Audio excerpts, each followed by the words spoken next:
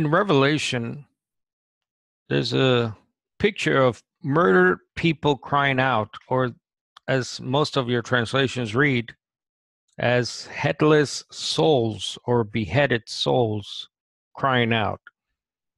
Now, this is one of the popular go-to proofs, quote unquote, text for the immortal soul doctrine. That is, you go to heaven or hell as a disembodied spirit or soul when you die. I want to point out a couple of things that I find wrong with this picture. First, the figure of speech known as personification is in play here. Why do I say that? Because headless people or souls crying out, you can compare that to the blood of Abel that cries out from the grave, it says in Genesis 4. Secondly, Revelation 20 says that these headless or beheaded souls, came back to life, meaning they were dead. Again, souls here, don't let the translation mislead you or the traditions put upon the word soul.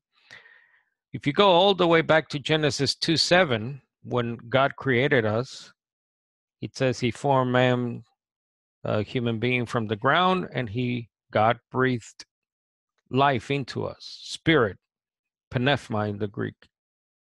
And then it says we became a living soul, a nephesh in the Hebrew. Now you can check your lexicons, check your commentaries, and I suggest you do, but this is a well-known fact. In other words, according to Genesis, originally human beings are souls. That's why, for example, in the story of the flood, you get translations saying that 8 souls survived the flood. Another point, that the word translated souls can also mean life. So you can note Leviticus 17:11. It says life of the body is in its blood. Compare that again to Genesis 4. Now, Bullinger, in his commentary on Revelation, although I'm not a dispensationalist, and Bullinger certainly was not perfect, but he did get this right, I believe. He says in this commentary that the word soul has no such fixed meaning as is put upon it by theology and tradition. It is often put for person.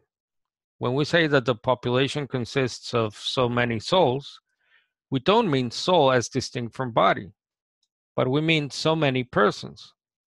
The words simply mean, I saw those who had been slain or killed. John also hears what they say. Speaking requires the organs of speech. These were the martyred saints personified and represented as waiting. They themselves were dead. For in Revelation 24, as we saw, John sees them again, and it says, they lived again in the first resurrection. Goes on to say, the rest of the dead lived not again until 1,000 years ended in verse 5. Why say lived not again if all the time they were alive in some other place? So bottom line, test all things to see if they are true.